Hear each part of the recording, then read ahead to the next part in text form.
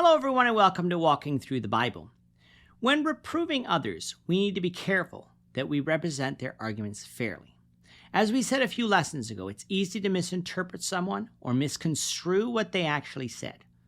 And when we base our own arguments on the foundation of our own misunderstanding, those arguments will be weak and easily knocked down. Job's speeches were long and many, and so it can be very easy to not remember exactly what Job said.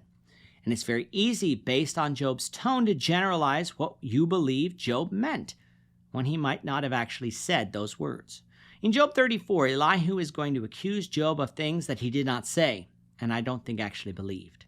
And in doing this, Elihu is acting like Job's friends, and not as the wise moderator that he desired to be. So if you have a Bible with you, you can turn to Job 34, and we're going to be reading from verses 1 to 9.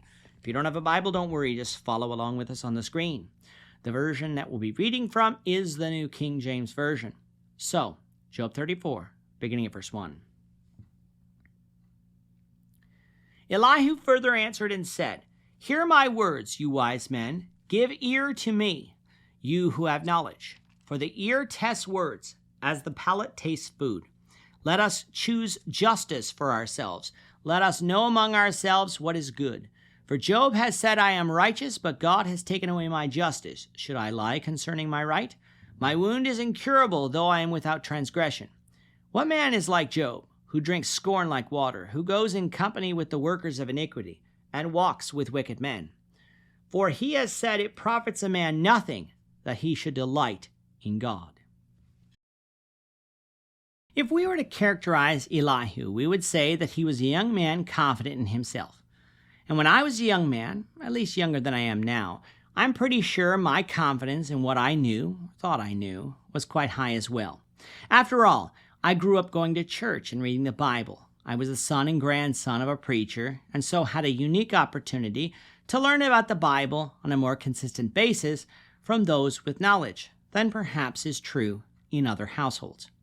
I am not looking down on other households when I say this, nor am I saying that other households might not break this generalization. I am just trying to state what I've experienced. But because of this, I was pretty confident in what I knew, for I did know a lot. But as I've grown up preaching the gospel this past decade, I've come to realize that although my beliefs were not wrong, they were incomplete. And my spiritual growth has brought with it wisdom that I did not previously possess and would have made those early years of preaching much easier. Elihu seems to be that type of man too. He had listened to the speeches of the elders and wasn't satisfied with them, so he, a man who professed to have knowledge, wanted others to heed him. But how did his arguments differ from Job's friends who didn't convince Job to repent of sin that they thought he had committed? And the answer is, not very much. Like his friends, Elihu said that Job was suffering because of his sin, something that Job denied. The nuance in Elihu's argument is the reason that God is punishing him or allowing him to suffer. Whereas Job's friends generally thought that God punishes sinners in order to punish them for sin, Elihu is arguing that God punishes sinners in order to chastise them for their sin in hopes that they will repent. And you want to know the truth? God does both.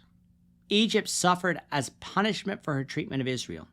Israel was punished in judgment in order to get her to repent. God knows the hearts of men and women and can send punishment for sin, and God's punishment will be just. What everybody is missing is that men and women can suffer at the hands of Satan and at the hands of the wicked people because we live in a sinful world. Think of Abel suffering at the hands of Cain. God can use this suffering for the good of his people, in strengthening their faith and exposing their weakness. But he is not the cause of such suffering in that instance. Here in chapter 34, Elihu is going to accuse Job of saying some things that he did not say in order to try to vindicate God, causing Job to suffer. He verse states that Job stated that he was righteous, but God has taken away my justice. How could I lie when I say that I am wicked when I do not believe it to be so? Did Job say this? In terms of God taking away his justice, yes, he said that in Job 27, verse 2. Did Job mean that God was acting unjustly? No, when you listen to the entirety of Job's speeches, Job believed God had the ability to act as he pleases, and who was he to say otherwise? Job didn't believe he deserved to suffer, but he wasn't going to curse God for causing him to suffer, as Elihu seems to be implying. Did Job claim to be righteous? On numerous occasions, but he didn't claim to be sinless, as Elihu is implying. Elihu says that Job is making the same arguments that wicked people make, and while it is true that wicked people do blame God for their suffering, they do it in a way to curse God and say God is wicked. Job is doing no such thing. And then finally, did Job say that it profits nothing that he should delight in God? No, Job did not. Job's argument was that God causes the righteous and the wicked to suffer, and Job did say, though later revised, that the wicked seem to get away with their wickedness without suffering, but Job never claimed that it profited man nothing to be righteous. Job recognized an eternal punishment for the wicked and an eternal reward for the righteous. If Job didn't, why would Job care at all with God vindicating him?